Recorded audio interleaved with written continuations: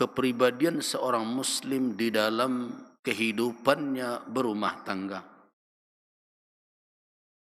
Tentu akan berbeda rumah tangga seorang muslim dengan rumah tangga orang kafir. Walaupun terkadang dalam kenyataannya pada hari ini ada yang sulit kita membedakan apakah rumah tangga itu dikepalai atau dipimpin oleh seorang muslim atau tidak.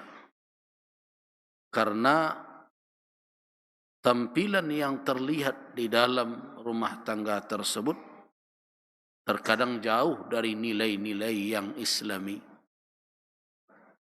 Nah, karena itu perlu kita ketahui usrah muslimah, rumah tangga yang islami, yang di dalamnya dihuni oleh orang-orang Islam, apa karakteristiknya? Mungkin kita tidak bisa membicarakan secara utuh dalam kesempatan singkat ini. Tapi ada suatu persoalan yang sangat menarik, tapi dari sisi lain mengkhawatirkan kita, yaitu tanggungjawab orang tua muslim dan muslimah terhadap anak cucu dan keturunannya.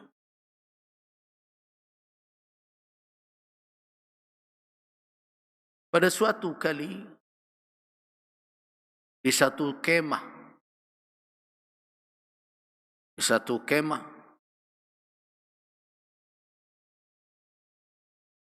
penaklukan kota Konstantinopel yang sekarang kita kenal dengan Istanbul, Turki itu.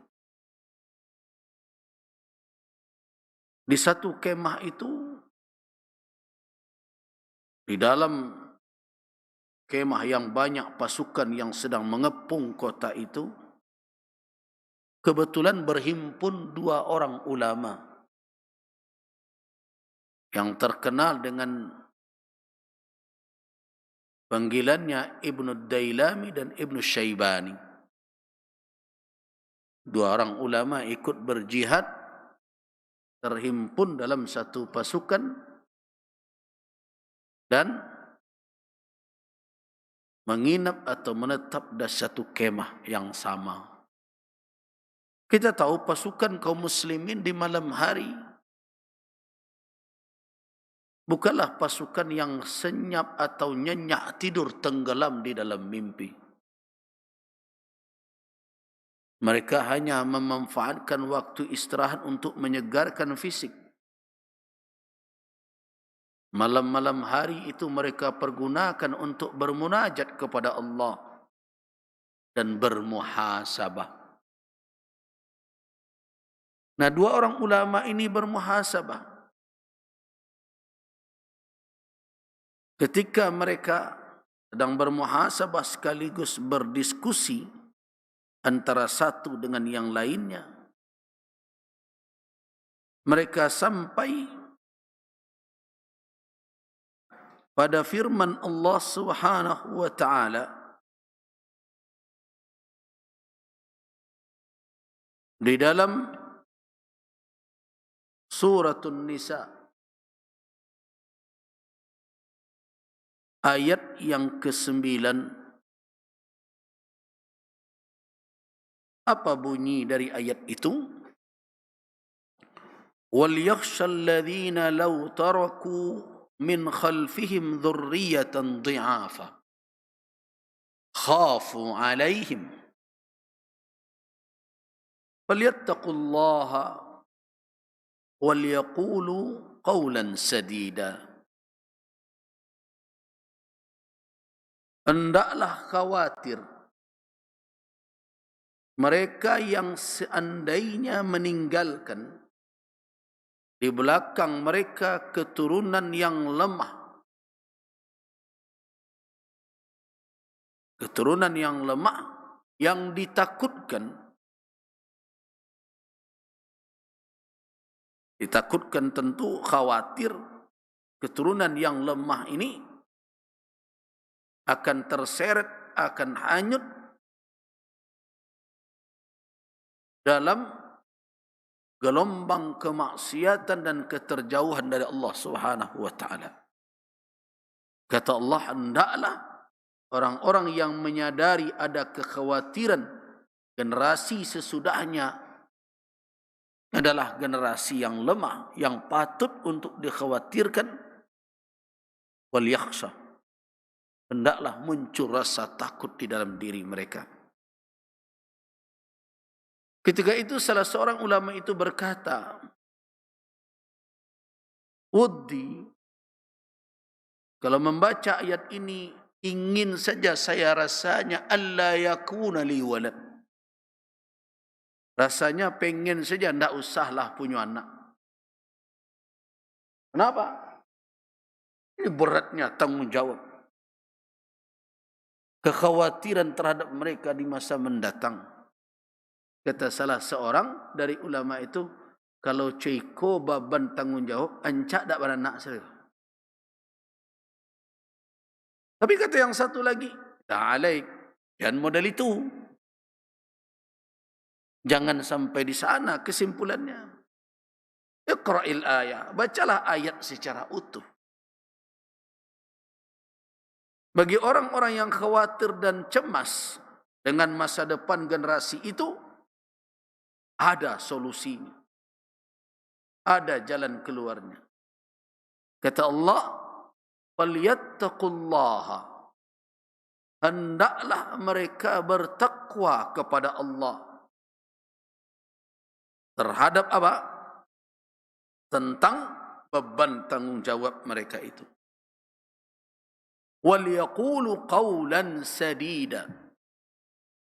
Dan hendaklah mereka terus mengatakan perkataan yang akan meluruskan, yang akan menutupi berbagai bentuk penyimpangan atau kemelencengan dari generasi itu.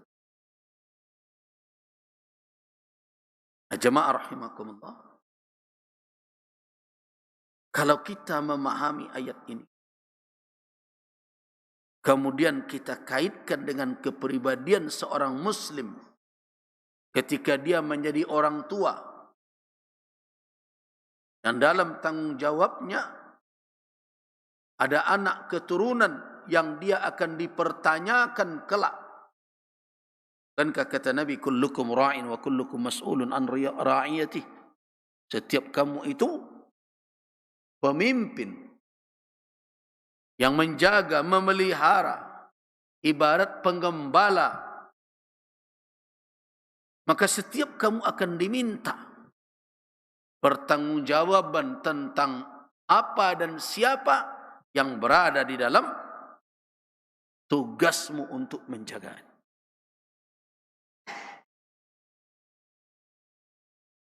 Nah, kalau kita ambil di situ, maka kepribadian seorang muslim di dalam rumah tangganya, muslim itu yaqiz, adalah muslim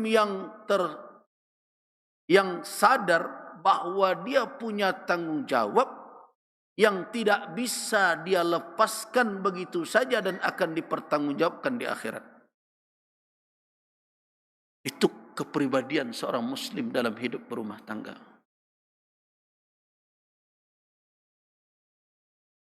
Dia merasa dan menyadari bahwa ada beban amanah di pundaknya. Jadi muslim sebagai kepala rumah tangga, muslimah sebagai ibu rumah tangga, bukanlah orang-orang yang menyerahkan apa saja kepada kondisi dan keadaan, kemudian berpangku tangan melihat situasi terserah anang kata jadi selelai. Tidak bisa. Itu bukan kepribadian seorang muslim. Seorang muslim tidak akan menyerah kepada kenyataan yang menyimpang. Kenapa? karena dia bertanggung jawab untuk meluruskan penyimpangan. Itu makanya kata Allah, falyattaqullah, hendaklah mereka bertakwa kepada Allah, wal yaqulu, dan hendaklah mereka berkata. Artinya apa? Mereka tidak boleh diam. Walaupun sekarang kalau orang tua banyak mengecek, anak muda cenderung bereaksi. Inilah nan kolotlah, ketinggalan zamanlah, tindak gaullah, berbagai macam. Tetapi seorang muslim yang sadar bahwa dia adalah orang tua, baik ayah maupun ibu, dan sangat khawatir dengan tanggung jawab yang tersia-siakan terhadap anak yang lahir dalam keadaan fitrah itu, Nabi sallallahu alaihi wasallam menyandarkan tanggung jawab itu dengan tegas dalam sabda beliau, kullu mauludin yuladu 'alal fitrah, setiap anak yang terlahir dalam keadaan fitrah,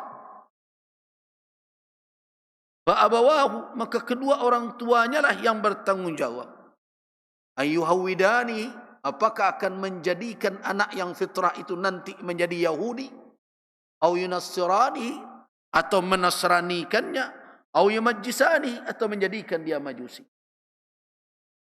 Kata Nabi, siapa yang berperan utama dalam hal itu? Abawah, kedua orang tuanya, ayahnya dan ibunya. Nah, karena itu seorang muslim yang telah berperan sebagai ayah, sebagai ibu, tidak akan pernah kehilangan kesadaran bahwa tanggung jawab itu melekat pada dirinya sampai akhir hayatnya, dan harus dia pertanggungjawabkan di hadapan Allah Subhanahu wa taala. Nah, muslim seperti itu tidak akan kalah dengan cemoohan. Muslim seperti ini tidak akan pernah hilang kekhawatiran, walaupun dia akan dituduh tidak gaul dan berbagai macam. Nah, kepribadian inilah yang hilang hari ini di tengah rumah tangga dan dari diri para orang tua. Alasan mereka karena sudah percaya. Oh, dia salah, jadi kami kan lah kadang tu. Nyolah kadang lah tantu dia nyo baik dan buruk.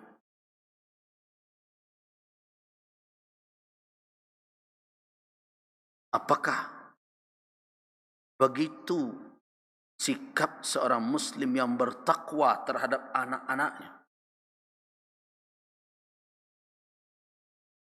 Apakah begitu sikap seorang ayah dan ibu yang khawatir dengan masa depan generasi yang akan datang? Anak gadi dijapui dia nak bujang pukul 9. Entah apa hubungannya ndak jalan. Orang tua dengan alasan modern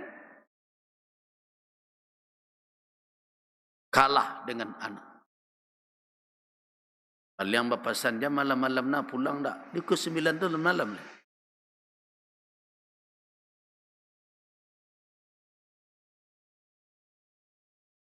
Nah, di mana tanggung jawab orang tua?